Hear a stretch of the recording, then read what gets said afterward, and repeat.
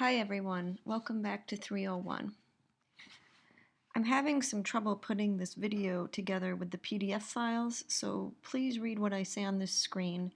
I'd like you to listen to this audio, which is about 20 minutes, as you follow along with the PDF document that I've just posted onto Blackboard. It's a 3-page PDF file, which includes some exercises from some examples from exercises 7A and 8A, but you can follow along right on the PDF file. So take a minute and open that up,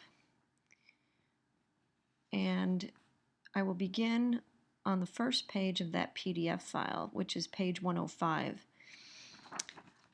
Okay, so I just want to give you a few additional details about diagramming. Many of these you'll see as we proceed. On number 2 in exercise 7A, we have, if you look at that sentence, and you can take some time later on to go through this sentence on your own. We've first diagrammed or labeled the parts of speech the way that we always need to when we're diagramming a sentence. So we label the parts of speech. I've done that here. We determine what the subject and the main verb and the predicate are, as I've determined in the diagram just below. So we have gods, the gods, on Olympus gods. Those are the gods. There's our complete subject, or just simply our subject, right? What have they done? They have caused. There's the verb. That verb is present perfect, indicative active, but there's have caused. What have they caused? They've caused problems. Have caused is a transitive verb, so it requires a direct object. It's acting on something. That verb is acting on something. It's acting on the problems, or it's acting out problems. So we have our problems in our direct object space in the diagram. Next we have an indirect object.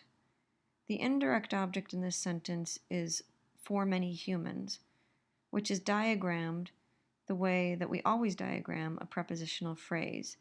We put the preposition on the first slanted line and the noun or pronoun that the preposition introduces on the first connecting line that you're seeing there, humans, which again is called the object of the preposition. The additional adjective that's thrown in between those two words, of course, just goes underneath, right directly below the word humans, which is the word it describes.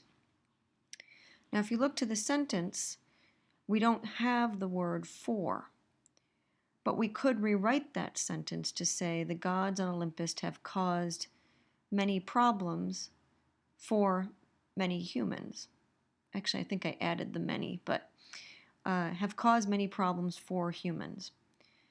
So this is an indirect object because the humans are indirectly being affected by this verb.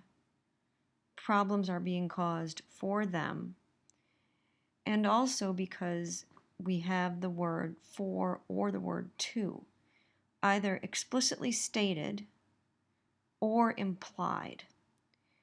In the sentence as it's expressed, in sentence number 2, have caused humans many problems, the for is not explicitly stated, but it is always implied. The diagramming gives you the logic of the sentence, the complete logic of the sentence. It doesn't, if you recall, necessarily dictate a sentence's expression. There are a range of choices that you can make when you decide how to create a final expression from a diagram. Diagramming gives you the logic. So the indirect object here, the for, is implied. You should always write this in to remind yourself that it's actually there as part of the logic. Same goes for the word to. And you saw this in, there's an example of this in the book when I introduced indirect objects, and there's an example in 6A that you saw. I believe it was of a to whom or for whom as an indirect object. Just be careful, because I often see people very quickly and sloppily identifying the indirect object as the direct object, which it actually could not be in this example, because gods are not causing humans. if humans were the direct object, if humans were in the place where problems is in the diagram, the sentence would not make sense. Gods are not causing humans, gods are causing problems. So be on the lookout for these. These can be a little tricky to identify if you're not careful. Last thing that I want to say about this is that if a prepositional phrase that includes a to or a for might not be an indirect object. It might be simply some other kind of adverbial or prepositional, adverbial or adjectival prepositional phrase. So if you see a for or a to whom, you might have an indirect object, but then you have to think about how the phrase is working. It's just like with the parts of speech. You could see a word, for example, drink, which might be a form of a verb, but it also might be a noun. It might be, in some cases, if we're being creative, an adjective. So if you see for or to, you might have an indirect object, but you don't necessarily. We always have to think about how words are working in particular examples. Okay, if you turn now to the next page in that PDF document, which is a copy of page 119 from your book, you'll see exercise, or rather example 5 that I have completed for you. This is from, I believe, it's exercise 8A, number 5 from exercise 8A. There's one additional detail in this sentence, actually two, but one that I don't think you would have known what to do with. The prepositional phrase at the beginning of the sentence is an adverbial prepositional phrase. After, storm, the. It's a prepositional phrase. It's adverbial because it describes the whole sentence, as I've indicated. You know this. Sometimes you will see one word, one adverb, at the beginning of a sentence that refers to an entire sentence, such as the word lately as one adverb. Lately, comma, the community planned. We could say something like that. Here we have an adverbial prepositional phrase, which of course works as if it were just one adverb, describing the whole sentence. If you look below the sentence where I've drawn the diagram, you will see how to diagram that type of adverbial prepositional phrase. You place it up and above the subject there, up and above the sentence, the diagram for the main sentence, and you put the prepositional phrase on a dotted line. If you were to have simply one word, one adverb, such as lately, you would simply put lately on a dotted line, on a simple horizontal dotted line just above and off to the left of the beginning of the diagrammed sentence. This indicates that the phrase or the adverb, whether it's a phrase or a single word, describes the whole sentence. That's how you set that up. So you'll see a number of these in this set of exercises, so be on the lookout for them. The other small point that I'd like to make about this sentence is that we see a prepositional phrase that includes a gerund. So we see the prepositional phrase at the end of the sentence, of cleaning. Of is our preposition, cleaning is our object of the preposition, which is in this case a noun. What kind of noun? A gerund. Remember that a gerund is a kind of noun made from a verb, but it is not a verb itself.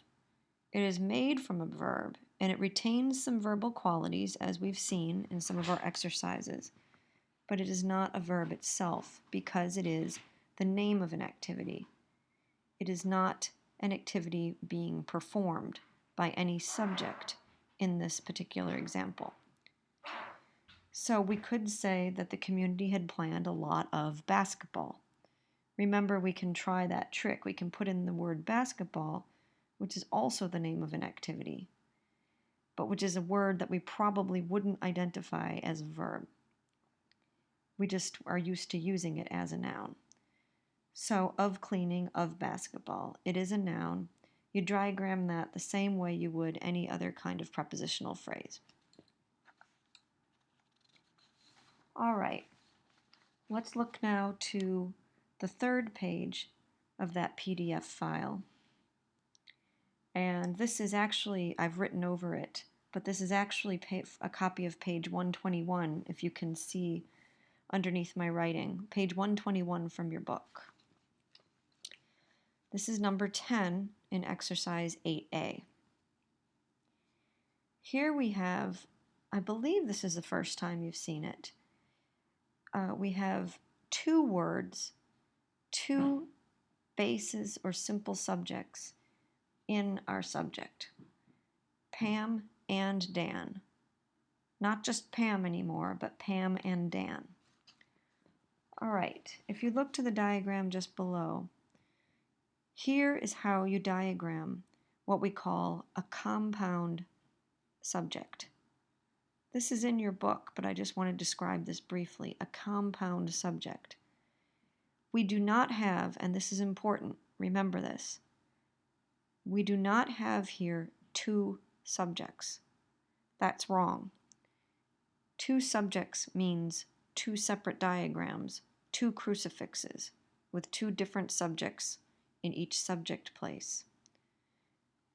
We can, in fact, have sentences like that, but we don't have one here. We don't have two subjects. We have two parts in one subject. Remember that. We have two parts in one subject. Whenever you have more than one part to a single subject, you have a compound subject, more than one part.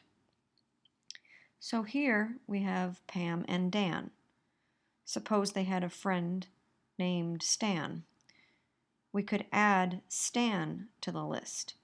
We could draw another horizontal line right under Pam, Pam, Stan, and Dan, and so on. If we were to have three names, we would have a compound subject with three parts. We would have three parts within that one subject. Again, we would not have three subjects. I emphasize this because people tend to make mistakes with this on the exam. So, there's our subject, Pam and Dan. Now to continue, this sentence is just a little tricky. It's getting a little more subtle. So I want to just walk through it.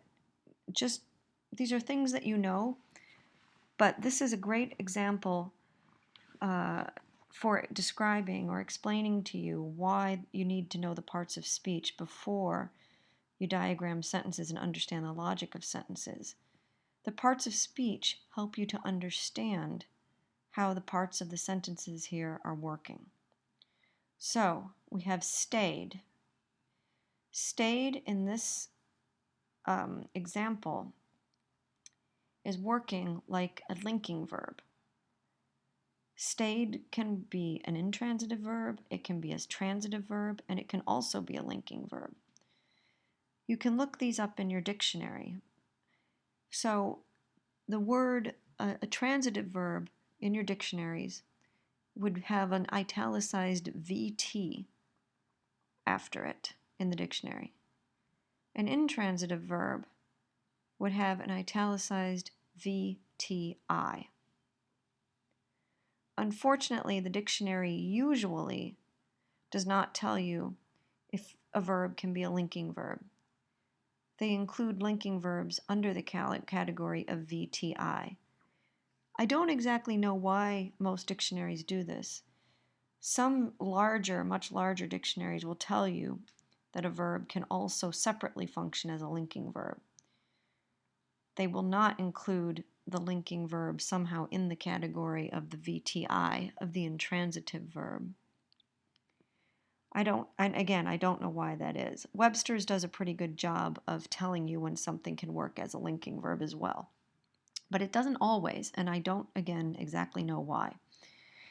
So we have here stayed, which is working in this case as a linking verb.